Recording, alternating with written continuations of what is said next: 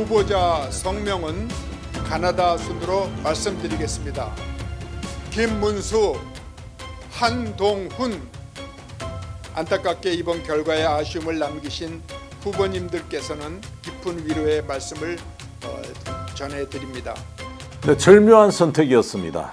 어떻게 저렇게 콕콕 찍어서 선택을 했나 싶을 정도입니다.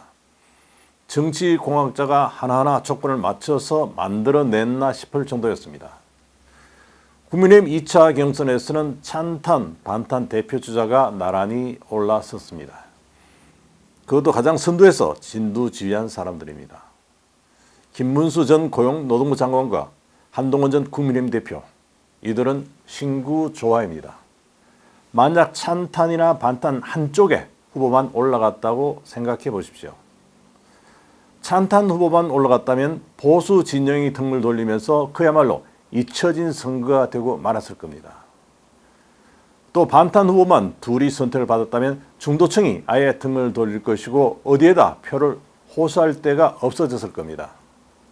교묘하게도 한 명씩, 그것도 대표 주자를 선택한 겁니다. 또 50대와 70대의 연령은 패기와 노련미가 조화를 이루는 멋진 조합입니다. 청장년층과 노년층을 모두 경선 무대에 잡아들 수가 있게 된 겁니다. 무엇보다 이번 대선에서 국민의힘 후보들을 괴롭혀온 명태균 리스크로부터 완전히 벗어나게 됐다는 것도 국민의힘에게는 호재 중에 호재가 됐습니다. 정말 기술적으로 모두 절묘하게 해결했습니다. 도덕적으로 흠잡을 데 없는 후보들, 민주당과 대비를 이루면서 흥행을 이끌 수 있을 겁니다. 불과 며칠 되지 않겠지만 이들이 연출하는 그림은 국민의힘의 유권자들의 관심을 모으기에 충분합니다. 3차 경선에서 탄핵의 강을 놓고 펼칠 대혈투 예고편이었습니다.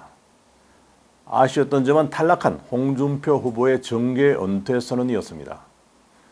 홍 후보는 경선 결과가 발표된 바로 그 자리에서 정계 은퇴를 선언했습니다. 대선을 앞두고 너무 빨랐다는 아쉬움을 남겼습니다. 정말 떠나갈 때는 아름다워야 하는데 버럭 성질을 내는 듯 해서 진한 아쉬움을 남긴 겁니다. 국민의힘 후보 당선을 위해서 작은 힘이나마 끝까지 보태겠다고 했다면 어땠을까 싶습니다.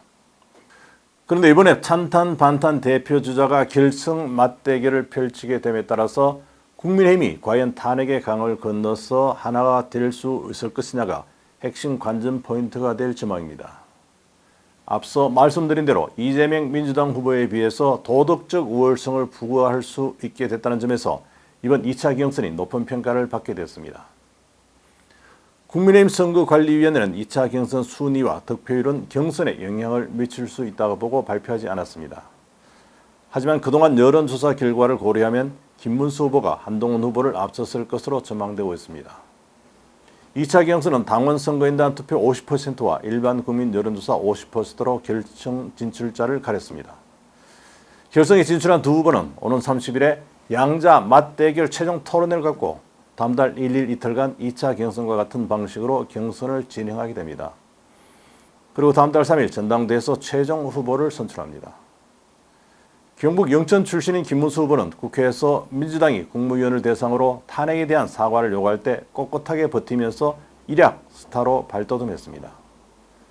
노동운동에서 키운 맷집이 이번 탄핵 사태 때 빛을 본 겁니다. 그는 윤석열 대통령의 비상계엄이 민주당의 의회 독재에서 출발했다는 인식을 갖고 있습니다. 30번에 이르는 줄탄핵과 예산 삭감 폭거 등을 비상계엄의 원인으로 집어가고 있습니다. 이에 비해서 한동훈 후보는 여당 대표였지만 윤석열 대통령의 비상계엄 자체가 불법이라며 야당보다 먼저 계엄 저지에 나섰습니다. 가장 먼저 불법 계엄이라고 선언한 것입니다. 이번 경선 토론회에서도 이에 대한 소신을 밝히면서 국민들의 지지를 호소했습니다. 하지만 배신자 프레임이 어느 정도 작동을 하면서 당내 지지율 견인의 한계를 드러내 선두로 치고 나가지 못했습니다. 하지만 이제 전선이 찬탄 반탄 구도로 확고해짐에 따라서 논쟁은 더욱 뜨거워질 전망입니다. 특히 반탄 입장을 보여온 홍준표 후보가 예상외로 탈락하고 정계 은퇴를 선언하면서 홍 후보 지지표가 어디로 갈지 관심입니다.